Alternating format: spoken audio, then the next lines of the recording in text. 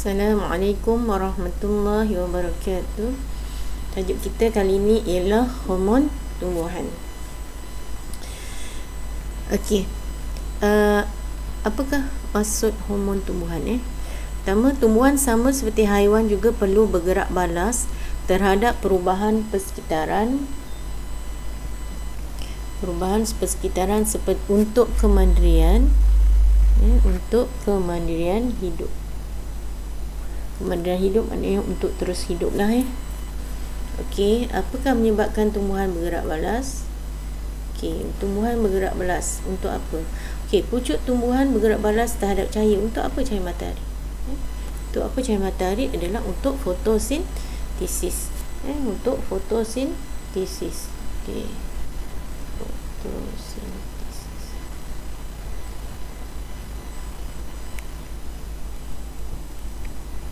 Okey, akar tumbuhan untuk apa?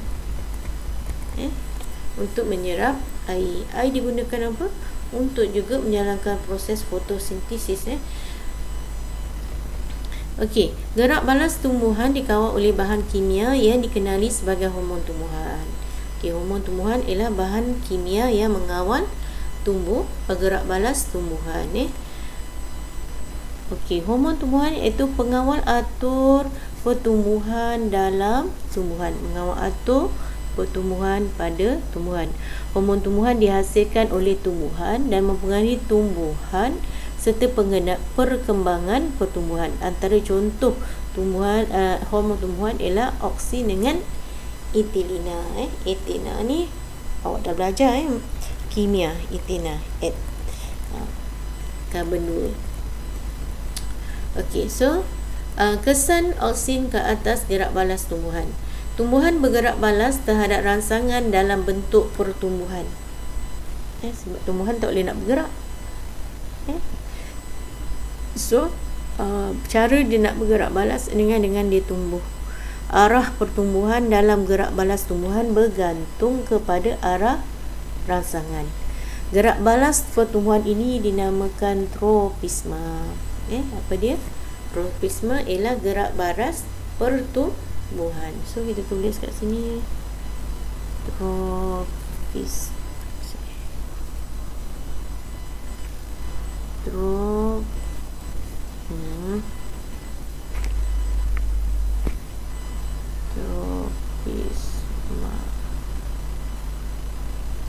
Okay, tropisma dia apa? Gerak balas pembesaran ataupun pertumbuhan atau pertumbuhan. Gerak balas pertumbuhan. Dan gerak balas ini dikawal oleh hormon iaitu namanya auksin. Tropisma adalah satu gerak balas pertumbuhan dan gerak balas ini dinamakan auksin. Okey, apakah peranan auksin dalam gerak balas pertumbuhan? Okey, Rajah menunjukkan eksperimen untuk mengkaji kesan auksin ke atas gerak balas kolektil jagung. Kolektil ni maksudnya pucuk jagung tu. Okey, perhatikan eksperimen. Eksperimen pertama ialah dia buat apa? Dia hujung kolektil ni, hujung pucuk ni dipotong bahagian atas. Pada bahagian atas zon pemanjangan. Atas ni dia ada 3 zon. Dia ada 3 zon, iaitu pembahagian, panjang, penambahan, pembezaan. Satu lagi ni pembezaan. Okey, pembahagian sel, pemanjangan sel dan pembezaan sel. Sebab itu dia buat tolak penambahan, tambah, campur. Pertumbuhan tu pemanjangan sel. Okey, kemudian dipotong di bahagian atas iaitu zon pembahagian tu dipotong. Kemudian hujung yang telah dibuang tiada pertumbuhan. Kemudian jika diletakkan semua kolektil, maka kolektil akan tumbuh ke atas. Apa inferen yang kita boleh buat daripada ni? Kalau kita buang, dia tak ada pertumbuhan. Tetapi kalau kita letak semula, dia tumbuh. Apa apa inferen yang kita boleh buat? Okey, kita boleh cakap mungkin ada satu bahan kimia yang terdapat pada hujung kolektif yang merangsang pertumbuhan. Okey, eksperimen yang kedua, dia buang ni, dia punya atas ni dia buang. Okey, kemudian dia letak kat mana? Kat blok agar-agar. Dia punya kolektif ni dia letak atas agar-agar selepas 2 jam. Kemudian dia letakkan semula. Tapi kolektif ni dah tak ada. Dia letakkan semula. Kolektifnya tumbuh tegak kat atas. Dia tumbuh. So, inferen kita apa? Kalau cikgu cakap bahawa ada bahan kimia dekat hujung kolektif telah meresap ke dalam agar-agar. Kemudian bila letak agar-agar bahan dalam agar-agar tu pun meresap ke bahagian zon pemanjangan. Okey.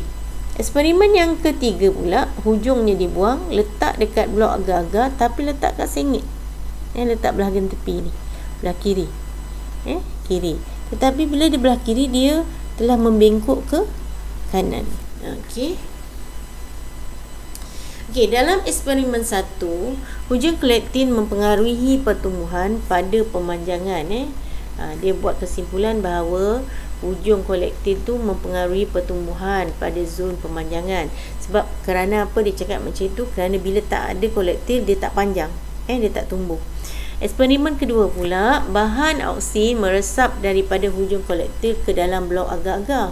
Seterusnya, oksin meresap ke dalam kolektif dan merangsang pertumbuhan di zon pemanjangan. Dalam eksperimen 3 pula, oksin meresap secara langsung daripada blok agar-agar ke sebelah kiri kolektif saja.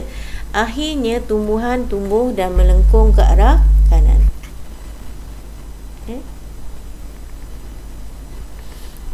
So, apakah kesimpulan yang tentang kesan oksin ke atas gerak balas pertumbuhan?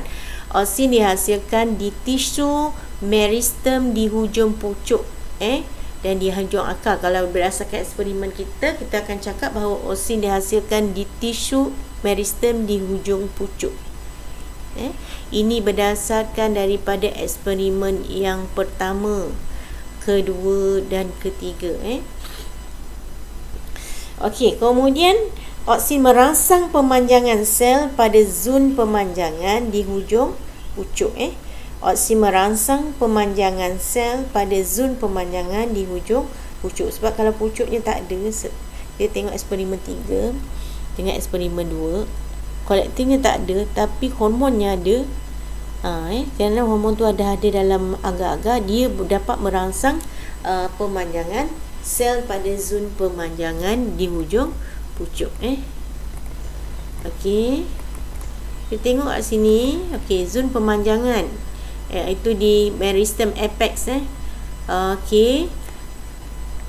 Ini hujungnya pembahagian sel, dia menghasilkan oksin. So oksin hasilkan kat sini. Oksin dihasilkan dekat sini, kawasan sini. Kemudian dia meresap ke bahagian zon pemanjangan. Kerana oksin meresap dari hujung pemanjangan ke dalam zon pemanjangan, kepekatan oksin yang tinggi pada zon pemanjangan merangsang pemanjangan sel. So sel jadi panjang. Tengok gambar tu, sel tu jadi panjang. Taburan oksin yang sekata menyebabkan sel memanjang pada kadar yang sama dan pertumbuhan sekata pada zon pemanjangan, iaitu kolektif tumbuh tegak ke atas. Kolektif menyebabkan kolektif tumbuh tegak ke atas.